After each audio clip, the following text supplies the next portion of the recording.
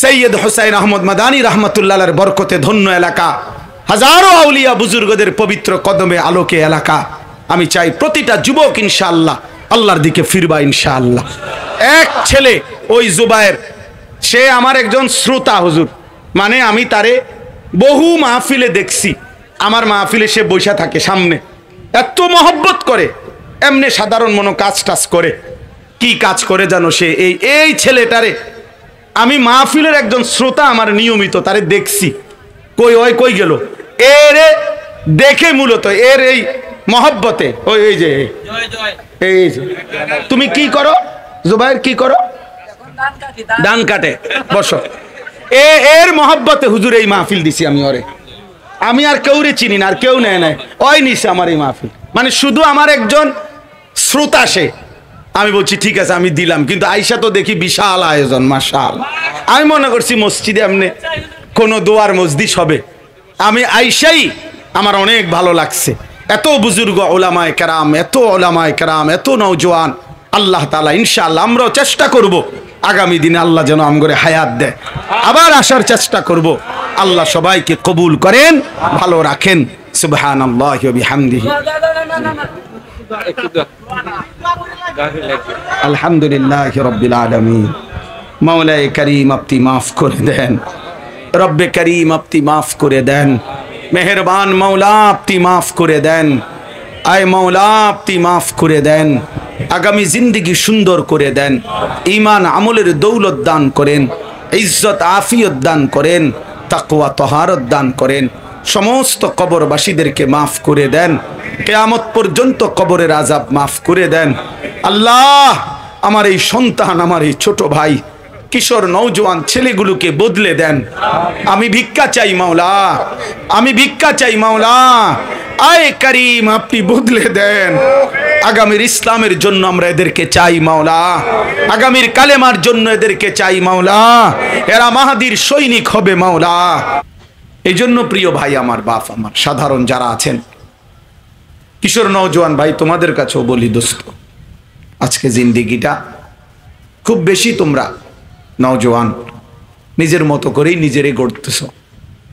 একটা মোবাইল এবং মোবাইলের কিছু ছবি, নারী, মোবাইলের কিছু ফ্যাশন এবং নিজের পছন্দ মতো, নিজের মন মতো, তোমার চুল তোমার মন মতো, তোমার জামা তোমার মন মতো, তোমার সারাদিনের চলাফেরা, নড়াচড়া, উঠা বসা তোমার মন মতো।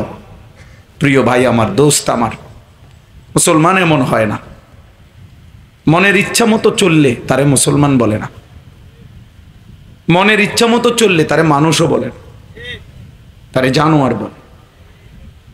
আরাআইতা মান ইত্তাখাযা ইলাহাহু হাওয়াহু আফা আনতা তাকুনু আলাইহি ওয়াকিলা।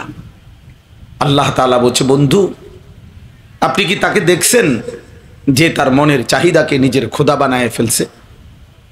অর্থাৎ তার মনে যা চায় তা। কেন তুমি নামাজ পড়ো না? মন চাইছে এজন্য পড়ি না। সারাদিন মোবাইলে নারী, ছবি, অশ্লীল দৃশ্য, এই নিয়েই পড়ে আছো। দোস্ত আমার, 365 দিনের একটা বছর, কোনো দিন এমন অসংখ্য কিশোর নওজোয়ান, এমন অনেক মুসলমান খোদার একটা বছরে কোনো দিন ফজরের নামাজ একটা দিনও পড়ে নাই। এমন হাইওয়ান, এমন নাফরমান আছে না? কিভাবে সম্ভব এটা? আমার কাছে রীতিমতো পৃথিবীতে সবচেয়ে আশ্চর্য বিষয় লাগে এটা। আমার জীবনের সবচেয়ে অবাক করা বিষয় মনে হয় এটা, যে হায় হায়, মুসলমান পরিচয়ধারী খোদার 365 দিনে কোনো দিন ফজরের নামাজ পড়ে না। হায় হায়, মুসলমানের বাচ্চা এত বড় জানোয়ার কেমনে হইল? এত বড় জানোয়ার কেমনে হইল? কে তারে আল্লাহ ভুলাই দিল? কে তারে আখিরাত ভুলাই দিল? মা গাররাক, মা গাররাক। কে তোমারে ভুলাই দিল? কে তোমারে ধোকা দিল? এ কি ধরনের জিন্দেগি? 30 বছর মুসলমান লাগাতার মিথ্যা বলে।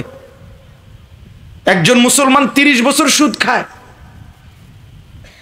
একজন মুসলমান 60 বছর বয়স, বুড়ো হয়ে গেছে, এখনো বিড়ি সিগারেট খায়, প্রতিদিন গালি দেয়। এটা মুসলমান? হাকিমুল উম্মত মুজাদ্দিদুল মিল্লাত হযরত মাওলানা শাহ আশরাফ আলী থানভী রাহমাতুল্লাহ আলাইহি তিনি বলছেন, কোন মুসলমানের দ্বারা গুনাহ হয়ে যাওয়া এটা স্বাভাবিক হতে পারে, কিন্তু কোন মুসলমান গুনার উপরে জমে থাকা এটা মুহাল, এটা অস্বাভাবিক। গুনাহ আমার দ্বারা হবে, ফিসলা খাওয়া এটা স্বাভাবিক, কিন্তু ফিসলা খাই আর না উঠা এটা অস্বাভাবিক। কোন মুসলমান গুনাহ হবে ভাইয়া, আমারও আপনারও, যুবক ভাই তোমারও, বৃদ্ধ বাবা আপনারও, কিন্তু লাগাতার 30 বছর একজন মুসলমানের ঘরে টেলিভিশন চলবে, প্রতিদিন প্রতিদিন নর্তকী নাচবে ঘরে। একজন মুসলমান প্রত্যেক দিন ওজনে কম দিবে, ব্যবসায় ঠকাবে মানুষকে, এটা মুসলমান? কোনোদিন মনে পড়বে না, কোনোদিন মনে পড়বে না এটা গুনাহ। মূল কারণ হলো সে নফসের গোলাম, শাহওয়াতের গোলাম, মনের চাহিদার গোলাম। তার খোদা তার মনের চাহিদা, আমার মনে যা চায় এটাই আমার খোদা। কিসের আল্লাহ, কিসের রাসূল? আল্লাহ নবীকে আল্লাহ বলছে, বন্ধু আফা আনতা তাকুনু আলাইহি ওয়াকিলা, এমন নাফরমান যে তার মনের ইচ্ছা মতো চলে, আপনি কি তার জিম্মাদারি নেবেন? নবীজিকে আল্লাহ জানতে চাইছে, আপনি তার অভিভাবকত্ব নেবেন? তো নবীজি কি বলবে? তাফসিরে লিখছেন যেন আল্লাহ বলতে চাইছে, বন্ধু আমি এমন নাফরমানের দায়িত্ব তো নেব না, সে তো আমার মানেই না, আপনি নিবেন কিনা কল? তো নবীজি কি বলবে? নবীজি বলবে, হ আমি নিলাম।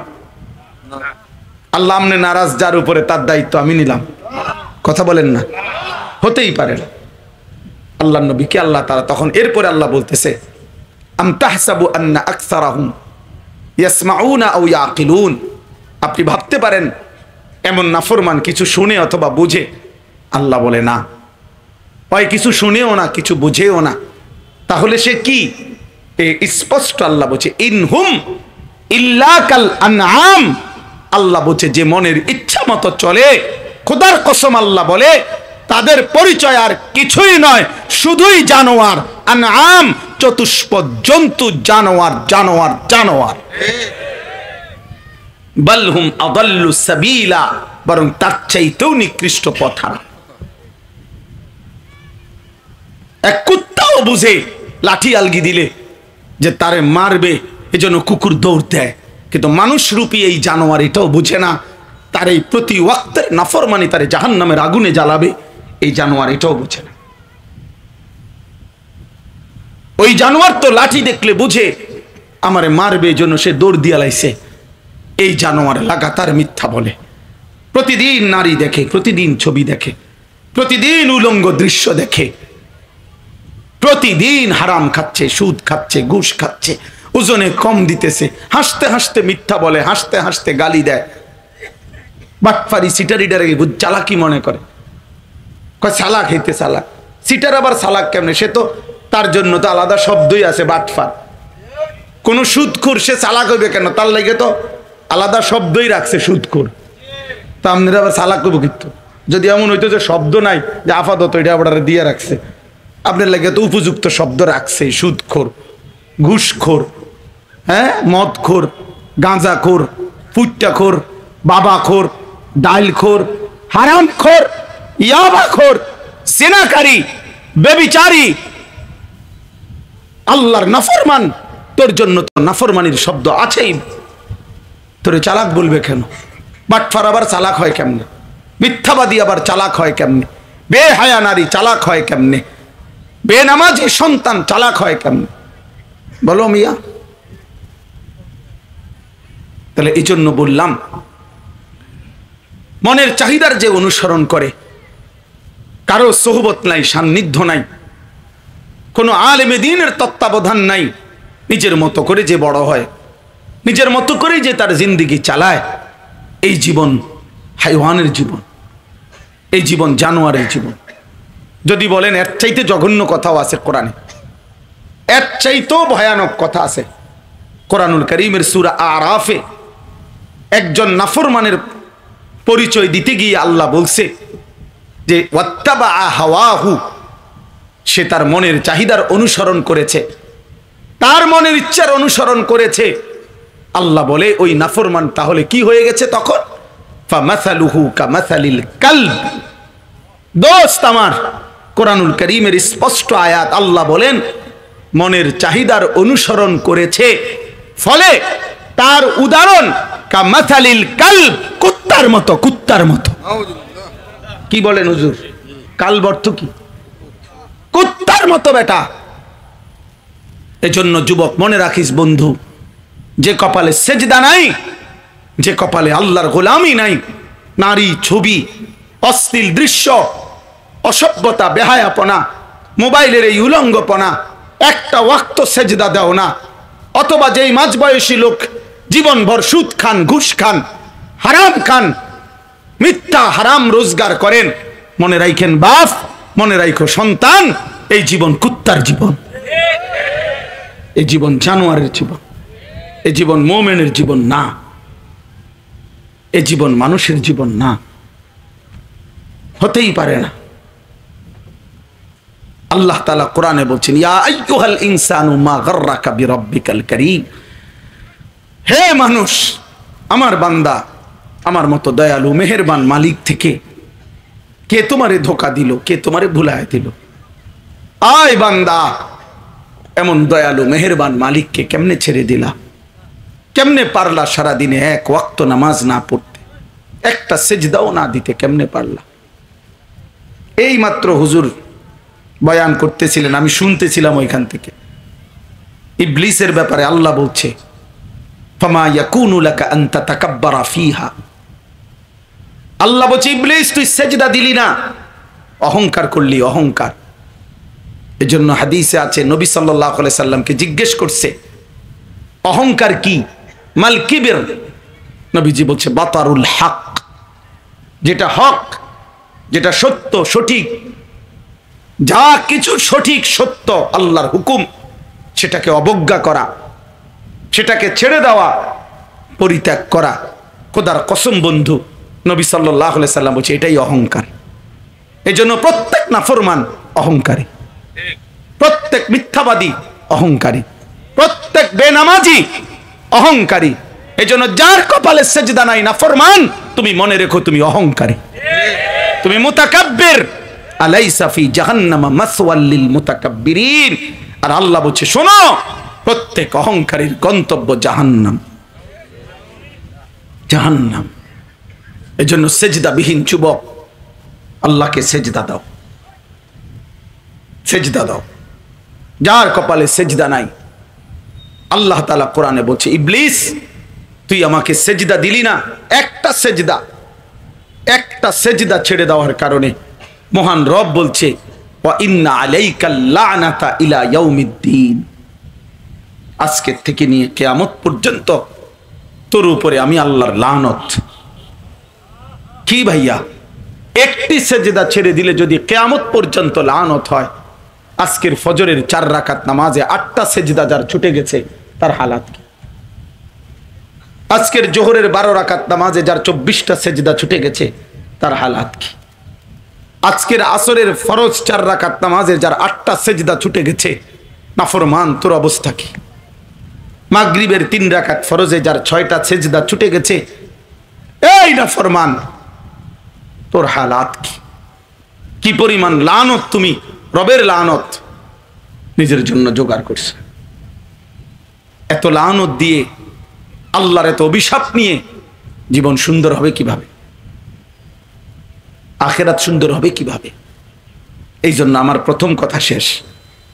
প্রিয় ভাই আমার, দোস্ত আমার, প্রত্যেকের কাছে অনুরোধ ভাইয়া, নওজোয়ান ছেলে তোমাদের কাছে বিশেষ অনুরোধ, দোস্ত একলা চলো না, একলা চইল না। কোন আল্লাহওয়ালা, কোন হক্কানি রব্বানি, কোন আলেমে দ্বীনের সোহবতে সান্নিধ্যে নিজেকে সম্পর্কিত করো। মোবাইলের আসক্ত হইও না বাপ। মোবাইল তোমারে কিছুই দেয় না, নিয়েই যায় সব। তোমার জীবন, তোমার যৌবন, তোমার হায়াত, তোমার সময় দেখতে দেখতে ফুরায় যাবে। গাফলতে গাফলতে, অলসতায় অলসতায় জীবন শেষ করে দিবে। উঠতি বয়সের আমার কথা রাগ করে না, আমি শুধু বুঝার জন্য বলি। উঠতি বয়সের অনেক নওজোয়ান মৌলবী সাহেব আছেন, পাঞ্জাবিওয়ালা টুপিওয়ালা, আপনাকেও সতর্ক করি, নওজোয়ান আলেম, নওজোয়ান ইমাম, মোবাইলের আসক্ত যার, মোবাইলে যে আসক্ত, মনে রাখেন হুজুর আপনারে দিয়া পৃথিবীর কোনো কাম হইতো না। আপনি আকামলা শুধু ভাত খাইবেন আর ঘুম যাবেন, আর আপনার বউ আর বাচ্চা লইয়াই চলবেন। আপনি মনে করছেন জিন্দিগি মানে বউ আর বাচ্চা 3 জন আর আমনে 1 জন, 4 জনের বাজার ফাঙ্গাস আর তেলাফিয়া আর ধনিয়া ভাত আর কাঁচামরিচ আর ক্ষীরা আর টমাটো আর উত্তেলা ওনার মোবাইল টিফোন, এরই নাম মনে করছেন আপনি জিন্দিগি? না মৌলবী, এর নাম জিন্দিগি না। আল্লাহর জমিনের শেষ প্রান্ত পর্যন্ত কালেমা পৌঁছানো, আল্লাহর দিন পৌঁছানো, এটা আমার জিম্মাদারি, এটা আমার জিম্মাদারি। মজলুম চিৎকার করছে, ওয়াল মুস্তাদাফিনা মিনার রিজালি ওয়ান নিসাই ওয়াল বিলদান আল্লাযীনা ইয়াকুলুনা রাব্বানা আখরিজনা মিন হাযিহিল ক্বরিয়াতিজ যালিমি আলুহা। আল্লাহ বলছে দুর্বল অসহায় পুরুষ নারী শিশু চিৎকার করছে। এজন্য আমি অনুরোধ করি আমরা সবাই মিলে আল্লাহর জন্য ফিরে আসি। তুবু ইলাল্লাহি জামিআন আইয়ুহাল মুমিনুন লাআল্লাকুম তুফলিহুন। আল্লাহ বলছে সমস্ত মুমিন তওবা করে গুনাহ ছেড়ে আমার কাছে আসো, আও না বান্দাও, লাআল্লাকুম তুফলিহুন, আমি ওয়াদা দিলাম তোমরা সফল হবে, সফল হবে। ওয়া আনিবু ইলা রাব্বিকুম, আল্লাহ বলছে তোমরা তোমাদের রব আল্লাহর কাছেই ঝুঁকে পড়ো। আল্লাহ বলছে ফাফিরু ইলাল্লাহ, আল্লাহর দিকে দৌড়ে আসো, আল্লাহর দিকে আসো, আমার দিকে আসো। বিজয় আমার হাতে, শান্তি আমার হাতে, নিরাপত্তা আমার হাতে, স্বস্তি আমার হাতে, তোমার স্ত্রী সন্তানের আগামী দিনের বেঁচে থাকা আমার হাতে। কার হাতে? ওয়া'আদাল্লাহুল্লাযীনা আমানু মিনকুম ওয়া আমিলুস সালিহাত লা ইস্তাখলিফান্নাহুম ফিল আরদ কামা ইস্তাখলাফাল্লাযীনা মিন ক্বাবলিহিম ওয়া লা ইউমাক্কিনান্না লাহুম দীনাহুমুল্লাযী ইরতাদা লাহুম ওয়া লা ইউবাদদিলান্নাহুম মিন বা'দি খাউফিহিম আমনা। আল্লাহ বলছে আমি ওয়াদা দিচ্ছি, ওয়া'আদাল্লাহ, আল্লাহ ওয়াদা দিচ্ছেন। আল্লাহ বলেন আমার ওয়াদা, আমি আমার 2টা জিনিস তোমরা বুঝায় দাও, আমি 3টা জিনিস তোমাদেরকে দেব। আল্লাহকে দিতে হবে কয়টা? আল্লাহ দিবেন কয়টা? 3টা। ওয়াদা, এটা আল্লাহর ওয়াদা। আল্লাহ কোরআন শরীফের সূরা নূরের 55 নম্বর আয়াত। আল্লাহ বলছেন আমার ওয়াদা, তুমি আমারে 2টা দিবা, আমি তোমারে 3টা দেব। 1 নাম্বার হলো আল্লাযীনা আমানু মিনকুম, তোমাদের মধ্য থেকে যারা পূর্ণ ঈমানদার হবে, ওয়া আমিলুস সালিহাত, এবং সমস্ত নেক আমল করবে, সবগুলো আদেশ পালন করবা, সবগুলো গুনাহ ছেড়ে দিবা।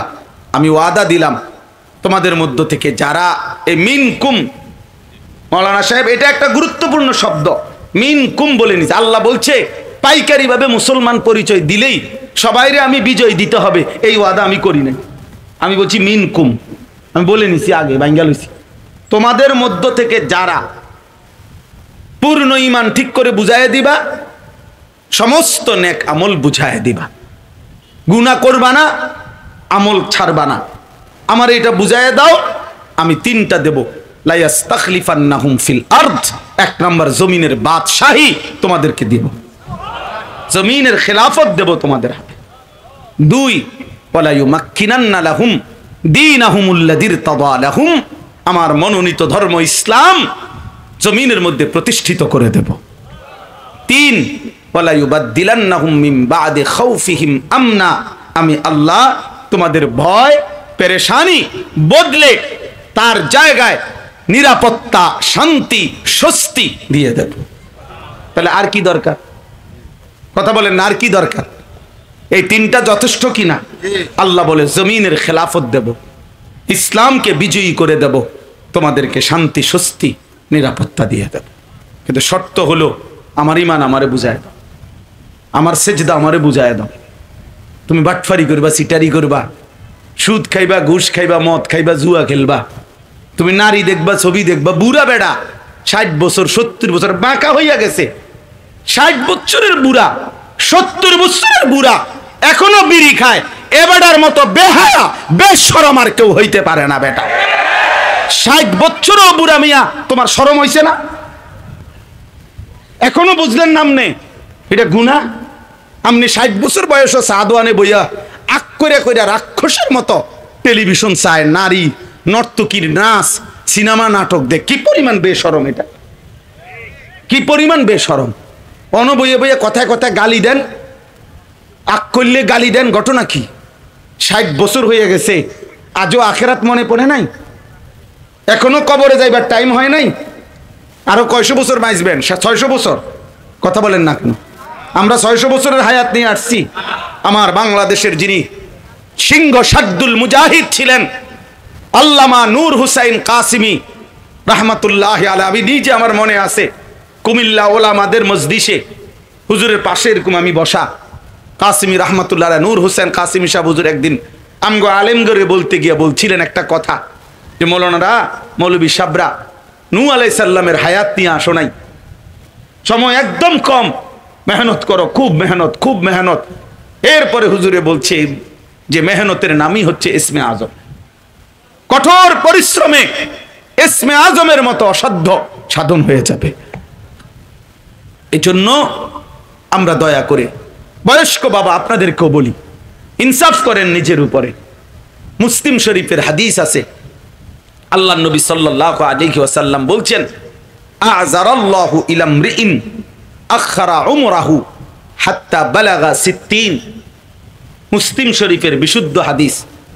নবীজি বলেন, যাকে আল্লাহ বয়স দীর্ঘায়িত করে 60 পর্যন্ত পৌঁছাইছেন। 60 মানে কত? 60। আপনি হুজুর করে জিগাইন 60 মানে কত? তো যাকে আল্লাহ 60 বছর পর্যন্ত হায়াত দিছেন, অথচ জাহান্নাম থেকে বাঁচতে পারে নাই, নেক আমল বাড়াইতে পারে নাই, গুনাহ ছাড়তে পারে নাই, এত লম্বা হায়াত পেয়েও খোদার কসম নবী বলেন হাসরের ময়দানে আল্লাহ তাআলা তাকে এই আযারা মানে এখানে বাবে ইফআল সালব, অর্থাৎ কোনো উজর, কোনো আপত্তি করার কোনো সুযোগই দিবেন না, মানে কোনো কথাই বলতে দিবেন না হাসরের ময়দানে। খার করাই ফেরেশতারা কব বুড়ারে শুধু ফিট মা, শুধু মা, টাঙ্গাইয়া ফিট, টাঙ্গাইয়া বড় শক্ত হারামি বুড়া, 60 বছর আমি তারে হায়াত দিছি, নাফরমান তবুও গুনাহ ছাড়তে পারে না, মার তারে, মার, শুধু মার। হ্যাঁ, তখন বুঝবেন। এখন যদিও মনে হয়েছে যে মুরব্বী মানুষের এত শক্ত কথা কইছে কা, আপনি বিড়ি খাবেন, আপনার কিতা কইতো? কথা বলেন না কেন? আপনি কথায় কথায় গালি দিবেন, সুদ খাইবেন, আপনি অন বুড়া বয়সে কিস্তি লন, আপনার কি কইতো? আপনার জোনায়েদ বাগদাদি কইতো নাকি? তো কি কইতো বেটারে? কথা বলেন না কেন? আপনারা চাচা কি কইতো? আমনে কর, আপনারা কি বাইজিদ বুস্তামি কইতাম? তাইলে হ্যাঁ, যদি কেউ অপরাধী না হন তো আপনি চেতবেন কা? আর অপরাধী হইলে আপনি না চেতন কা? আপনার চেত ওড়ন লেগে তো আমি চাই আপনার যাতে জিদ ওড়ে, আপনি যাতে বলেন যা এর দুরি ফোলা ফাইন এত বড় কথা কই যায়, খাইলাম না বিড়ি, তা আমি তো চাই এমন একটা জিদ ওড়ুক আপনার শোল্ডার মাধ্যমে, আপনি একটা সেট করে কর না, ছাড়ে দেন বিড়ি খানাটা, আপনি গালি দেওয়া ছেড়ে দেন, সুদের লেনদেন ছেড়ে দেন, মিথ্যা লেনদেন ছেড়ে দেন, আল্লাহ তৌফিক দান করেন। আপনি আমার চাচা, আমি আপনার ভাতিজা, আমি চাই আমার চাচা যেন হয় জান্নাতি, আমার দাদা যেন হয় জান্নাতি, আমার বাপ যেন হয় জান্নাতি, আমার সন্তান, আমার ছোট ভাইগুলো, আমার মুসলমানের কিশোর নওজোয়ান, এরা যেন হয় জান্নাতি। আল্লাহ তৌফিক দান করেন, আল্লাহ কবুল করেন। আমার বাপ, সর্বশেষ কথা হলো হজ্জের মাস এখন, আমি শুধু এই জন্য বরকতের জন্য এই আয়াত পড়ছি। হজের এই পবিত্র মাসে মহান আল্লাহ পাক রব্বুল আলামিন আল্লাহর ঘর কাবা ইব্রাহিম আলাইহিস সালামের মাধ্যমে পুনরায় নির্মাণ করে আল্লাহ পাক সেই ইব্রাহিম আলাইহিস সালামের মাধ্যমে আল্লাহ পাক ঘোষণা দিছিলেন যে আপনি মানুষের কাছে হজ্জের ঘোষণা দেন, ওয়াআদ্দিন ফিন্নাসি বিল হজ্জ, হে আমার বন্ধু ইব্রাহিম, আমার এই ঘর কাবাকে কেন্দ্র করে মানুষ যেন হজে আসে, আপনি এই আজান, এই ঘোষণা এই এলান আপনি দেন। ইব্রাহিম আলাইহিস সালাম তখন বলছিল, আয় মাওলা, আমি এই শূন্য মরুভূমিতে ডাক দিলে দিক দিগন্তের আপনার সমস্ত বান্দাদের কাছে কিভাবে পৌঁছবে আওয়াজ? তখন আল্লাহ তাআলা বলছেন, নাদি ওয়া আলাইয়াল বালাগ। ইব্রাহিম দাও, আজান দাও, তুমি ডাক দেওয়ার দিবা না, বাকি পৌঁছানো আমার দায়িত্ব, পৌঁছানো আমার দায়িত্ব।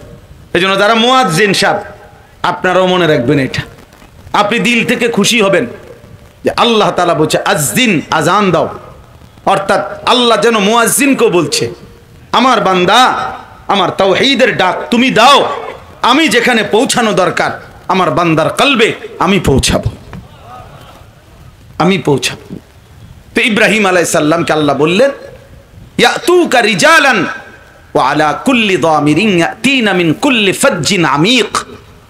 তুমি আজকে ঘোষণা দিয়ে দাও, আগামীর কিয়ামত পর্যন্ত আমি আল্লাহ আমার এই ঘরের উদ্দেশ্যে কাছের যারা তারা পায়ে হেঁটে আসবে, আর দূরে যত দূরে হোক পৃথিবীর শেষ প্রান্ত থেকে হলেও আমার বান্দা বাহনে চড়ে চড়ে কাহিল হয়ে যাবে, প্রয়োজনে বাহন দুর্বল হয়ে যাবে, তবু আমার ঘরের উদ্দেশ্যে পৃথিবীর শেষ প্রান্ত থেকেও মুমিন এই ঘরের হজ আদায় করতে আসবে, আসবে। এরপরে আল্লাহ বলেন, যদি পৃথিবীবাসী জিজ্ঞেস করো যে আয় মাওলা, এত দূর দূরান্ত থেকে আপনার এই একটা ঘরকে কেন্দ্র করে হজ্জের জন্য আপনি মানুষগুলাকে, ইমানদারদেরকে কেন টানতে আনতেছেন? নামাজ আপনি যার যার জায়গায় পড়তে দিছেন, যাকাত যার যার জায়গায় আদায় করার সুযোগ দিছেন, রোজা যার যার জায়গায় পালন করতে দিছেন, দান সাদাকা জিকির তেলাওয়াত সব ইবাদত প্রত্যেকে প্রত্যেকের জায়গায় করে। হজ্জের এই ইবাদত একটা, এটার জন্য কেন সবাই রে একের যত দূরে হোক যত কষ্টই হোক এনে আইতেইব আপনার ঘরের কাছে, কাবার কাছে, এটা কেন করলেন? আল্লাহ বলেন, লিয়াশহাদু মানাফিআ লাহুম, তারা আসলেই এসেই দেখুক তাদের উপকারিতাটা কি, আসলেই বুঝায় দেব আমি আল্লাহ এই ঘরের বরকতে, তাওয়াফের বরকতে, হজ্জের বরকতে আমি তাদের দিল সাফ করে দেব, ইবাদতের জজবা দেব, আগামী জিন্দেগি সুন্দর করার জন্য আমি আল্লাহ তাআলা কলিজার মধ্যে হেদায়েত বসায় দেব আমি। মুবারাকান ওয়া হুদাল লিল আলামিন। এজন্য হজ মানুষের জিন্দেগির পরিবর্তনের একটি কার্যকর মাধ্যম।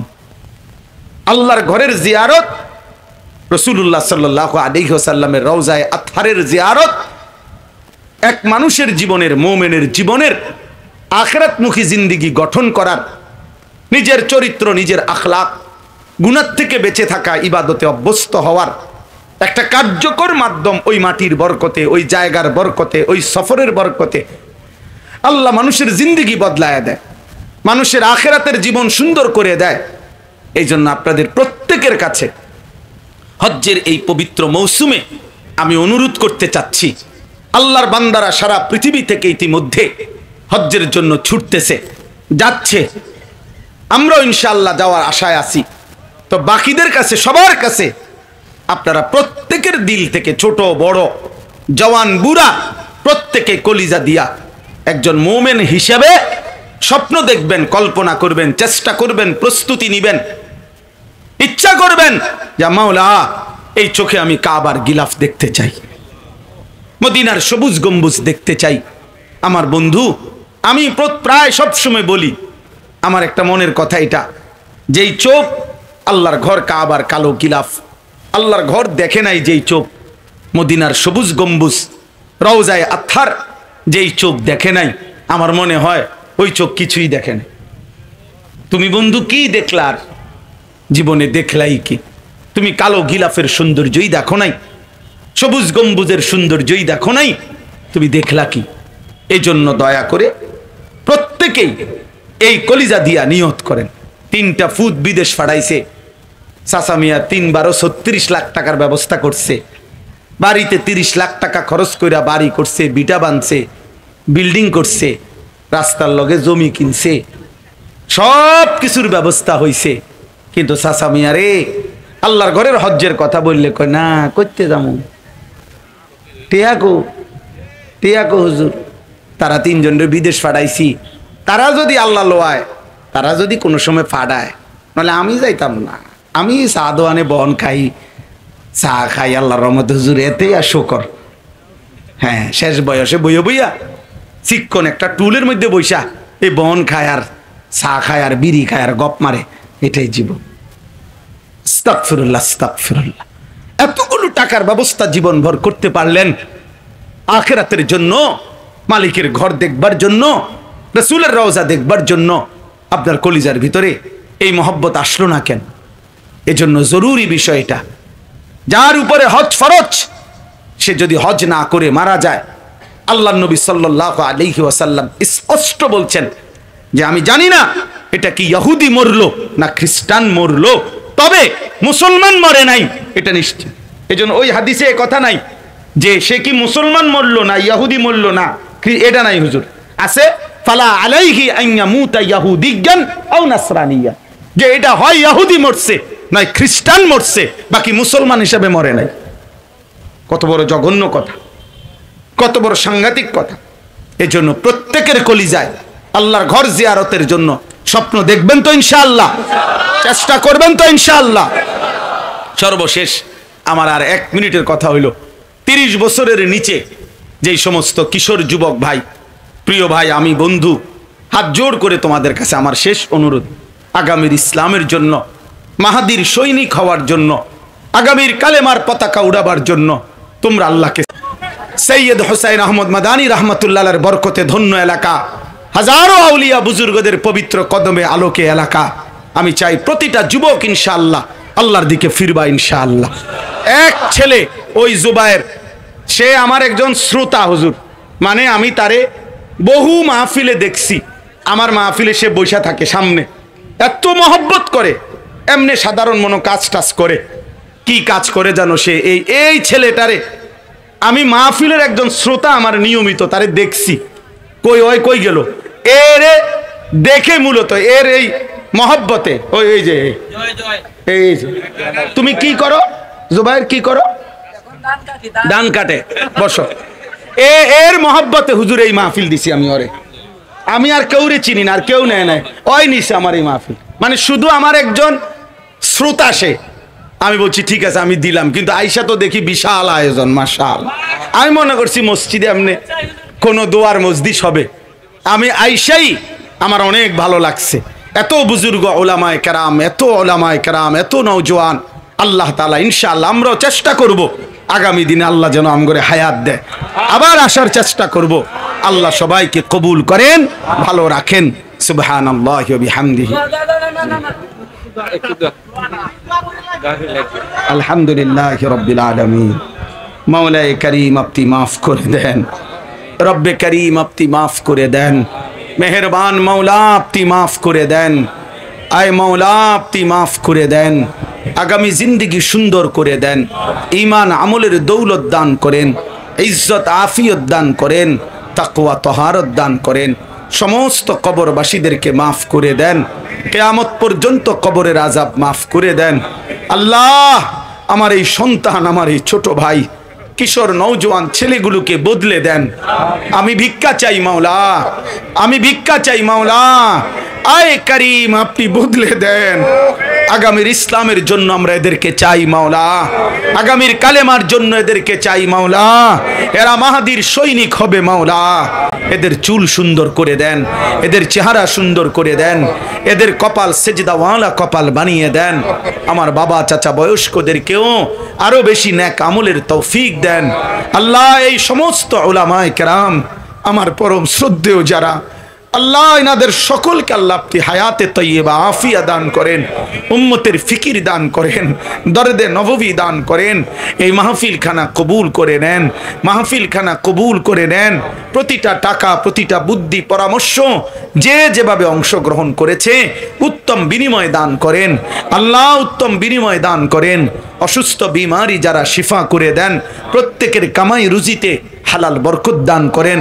প্রবাসীদেরকে সহি সালামতে নিরাপদে রাখেন মাওলা। আল্লাহ, আমার দেশকে নিরাপদ করে দেন। আখিরি ফরিয়াদ